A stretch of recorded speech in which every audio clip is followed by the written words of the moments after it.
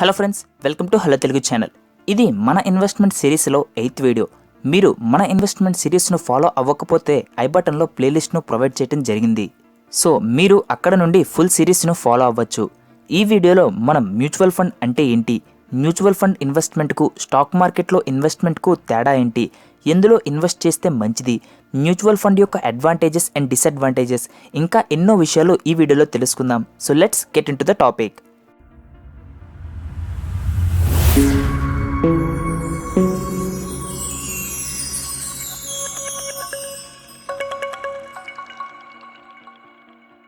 Suppose మీరు stock మార్కెట్లో invest చేయాలి అనుకుంటున్నారు, కానీ మీకు ఏ కంపెనీలో ఇన్వెస్ట్ చేస్తే మంచిదో తెలీదు.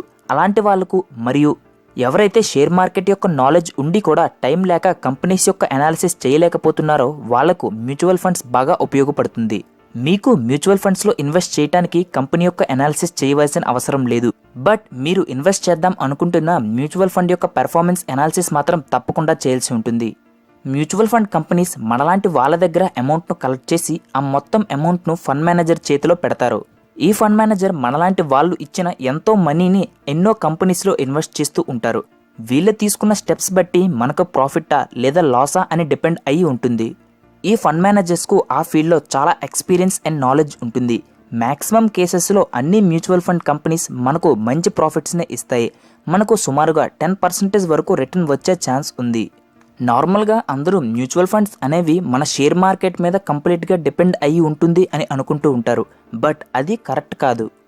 ఈ మ్యూచువల్ ఫండ్స్లో చాలా రకాలు ఉన్నాయి. ఒక్కో మ్యూచువల్ ఫండ్ ఒక్కో ప్లేస్లో ఇన్వెస్ట్ చేస్తుంది. లైక్ గోల్డ్ మ్యూచువల్ ఫండ్స్ ఉన్నాయి, దానికి షేర్ మార్కెట్కు ఎటువంటి సంబంధం లేదు. డెట్ మ్యూచువల్ ఫండ్స్ ఉన్నాయి, వీటికు షేర్ మార్కెట్కు డైరెక్ట్గా ఎటువంటి సంబంధం లేదు. అలానే ఎన్నో రకాల మ్యూచువల్ ఫండ్స్ ఉంటాయి. ఆ మ్యూచువల్ ఫండ్ని బట్టి ఆ మనీ ఎక్కడ ఇన్వెస్ట్ చేయాలో ఉంటుంది. లైక్ మన మార్కెట్లో చాలా మ్యూచువల్ ఫండ్ కంపెనీస్ ఉన్నాయి. అండ్ ఒక్కో మ్యూచువల్ ఫండ్ కంపెనీ ఎన్నో రకాల ప్లాన్స్ను తీసుకుని వస్తుంది. ఒక్కో ప్లాన్ ఒక్కో విధంగా ఉంటుంది. మన SBI మ్యూచువల్ ఫండ్స్ యొక్క ఎగ్జాంపుల్స్ తీసుకుంటే మనకు మెయిన్గా వాళ్ళ ఫస్ట్ పేజ్లో ఈ 3 మ్యూచువల్ ఫండ్స్ ఉంటాయి. అవి SBI blue chip fund, SBI focused equity fund, SBI Magnum multi cap fund. ఈ యొక్క SBI బ్లూ చిప్ ఫండ్ చూసుకుంటే దీని యొక్క ఫండ్ మేనేజర్ సోహిని అదానీ గారు. సోహిని గారు కంప్లీట్గా ఈ యొక్క మ్యూచువల్ ఫండ్ స్కీమ్ను మేనేజ్ చేస్తారు. మనం ఈ ఫండ్ యొక్క ఓవర్వ్యూ చూసుకుంటే మనం ఈ స్కీమ్లో పెట్టిన అమౌంట్లో మినిమం 80% అమౌంట్ లార్జ్ క్యాప్ కంపెనీస్లో ఇన్వెస్ట్ చేయడం జరుగుతుంది. అండ్ మిగిలిన 20% డెట్ ఫండ్స్ లేదా మిడ్ క్యాప్ కంపెనీస్ లేదా ఇంకా ఎక్కడన్నా ఇన్వెస్ట్ చేస్తారు. సో మనం ఇలా ఫండ్స్ యొక్క ఓవర్వ్యూ, పోర్ట్ఫోలియో, ముఖ్యంగా ఫండ్ మేనేజర్ను బట్టి ఈ స్కీమ్లో ఇన్వెస్ట్ చేయాలో వద్దో డిసైడ్ చేసుకోవాలి.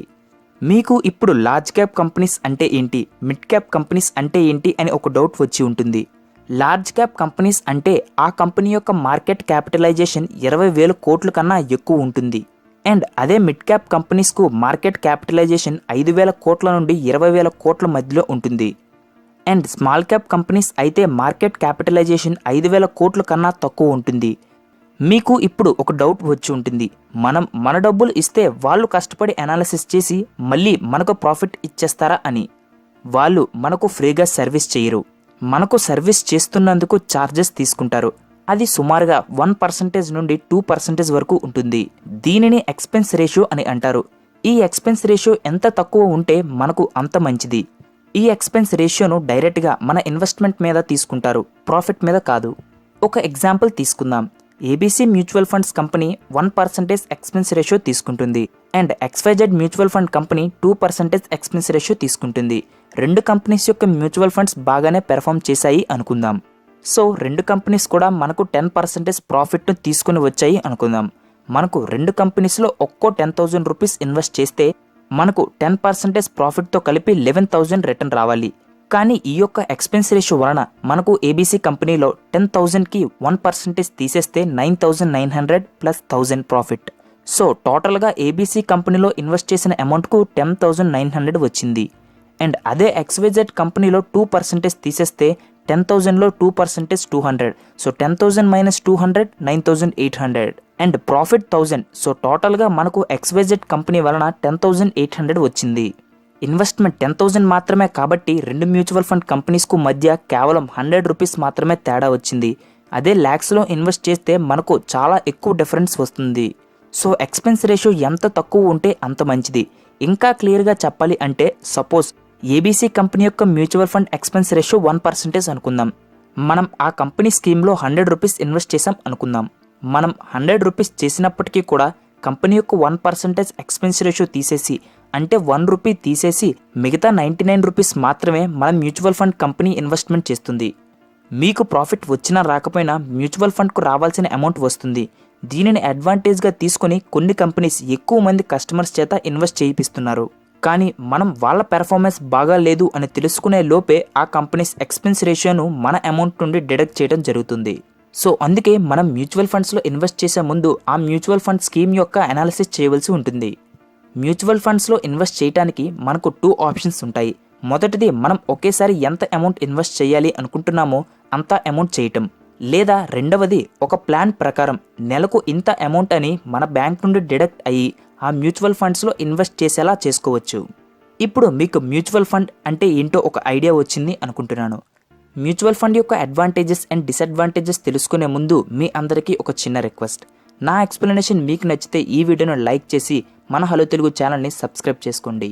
అడ్వాంటేజెస్లో మొదటిది, ఇన్ కేస్ మనకు ఒక కంపెనీను అనలైజ్ చేసే అంత నాలెడ్జ్ లేకపోయినప్పటికీ మనం ఒక మంచి మ్యూచువల్ ఫండ్లో ఇన్వెస్ట్ చేస్తే మనకు ఫిక్స్డ్ డిపాజిట్లో వచ్చే ఇంట్రెస్ట్ రేట్ కన్నా ఎక్కువ రిటర్న్స్ వస్తుంది. Advantage number 2, diversification. ఇప్పుడు మన దగ్గర ఇన్వెస్ట్ చేయడానికి 10,000 రూపీస్ ఉన్నాయి అనుకుందాం. కానీ మనం రిలయన్స్ లాంటి పెద్ద కంపెనీస్లో ఇన్వెస్ట్ చేస్తే కేవలం మనకు 5 షేర్స్ మాత్రమే వస్తాయి. అండ్ మన డబ్బులు కంప్లీట్గా రిలయన్స్ యొక్క షేర్ మీద డిపెండ్ అయి ఉంటుంది. కానీ మ్యూచువల్ ఫండ్లో అలా కాదు. మనం ఇన్వెస్ట్ చేసిన డబ్బులను రకరకాల కంపెనీస్లో ఇన్వెస్ట్ చేస్తారు. సో మనకు లాస్ వచ్చే ఛాన్సెస్ చాలా తక్కువ ఉంటాయి. అడ్వాంటేజ్ నెంబర్ 3, మ్యూచువల్ ఫండ్స్లో ఇన్వెస్ట్ చేయడానికి మనకు ఎటువంటి డీమ్యాట్ అకౌంట్ అవసరం లేదు. ఎందుకంటే మనం డైరెక్ట్గా షేర్స్ను కొనటం లేదు. మ్యూచువల్ ఫండ్ కంపెనీస్ మన దగ్గర డబ్బును తీసుకుని వాళ్ళ డీమ్యాట్ అకౌంట్స్లో షేర్స్ను స్టోర్ చేస్తాయి. మనకు ఇన్వెస్ట్ చేసిన అమౌంట్ను బట్టి ఆ మ్యూచువల్ ఫండ్స్ యొక్క యూనిట్స్ని ఇస్తారు. అండ్ మ్యూచువల్ ఫండ్స్లో ఇన్వెస్ట్ చేయడానికి ఎటువంటి ఏజ్ లిమిట్ లేదు. అదే స్టాక్ మార్కెట్లో అయితే మనం తప్పనిసరిగా మేజర్ అయి ఉండాలి. ఇప్పుడు మ్యూచువల్ ఫండ్స్ యొక్క డిసడ్వాంటేజెస్ చూద్దాం. Disadvantage number 1, high expense ratio. మనం ముందుగా చెప్పుకున్నట్లు మ్యూచువల్ ఫండ్ కంపెనీస్ మనకు ఎక్కువ ఎక్స్పెన్స్ రేషియోను ఛార్జ్ చేస్తూ ఉంటాయి. దీనివల్ల మనకు రిటర్న్ బాగా వచ్చినప్పటికీ ఫైనల్ ప్రాఫిట్లో ఎక్కువ రిటర్న్స్ కనపడవు. డిసడ్వాంటేజ్ నెంబర్ 2, ఫండ్ మేనేజర్స్ కొన్నిసార్లు ఎక్కువ రిస్క్ ఉన్న కంపెనీస్లో ఇన్వెస్ట్ చేయరు. ఈ ఎక్కువ రిస్క్ ఉన్న కంపెనీస్లో ఎక్కువ రిటర్న్స్ వచ్చే ఛాన్స్ ఉంది, అలానే ఎక్కువ లాస్ వచ్చే ఛాన్స్ కూడా ఉంది. బట్ ఈ మ్యూచువల్ ఫండ్ కంపెనీస్ ఫండ్ మేనేజర్ను ఈ హై రిస్క్ కంపెనీస్లో ఇన్వెస్ట్ చేయడానికి అనుమతి ఇవ్వరు. ఎందుకంటే ఒకవేళ లాస్ వస్తే దాని కస్టమర్కు ఆ మ్యూచువల్ ఫండ్ కంపెనీ మీద నమ్మకం పోతుంది కాబట్టి. సో ఇది ఫ్రెండ్స్ మ్యూచువల్ ఫండ్స్ మీద నా ఎక్స్ప్లెనేషన్ మీకు నచ్చితే ఈ వీడియోను లైక్ చేయండి, షేర్ చేయండి అండ్ మన హలో తెలుగు ఛానల్ని సబ్స్క్రైబ్ చేసుకోవడం మర్చిపోవద్దు. థ్యాంక్స్ అండ్ జై హింద్.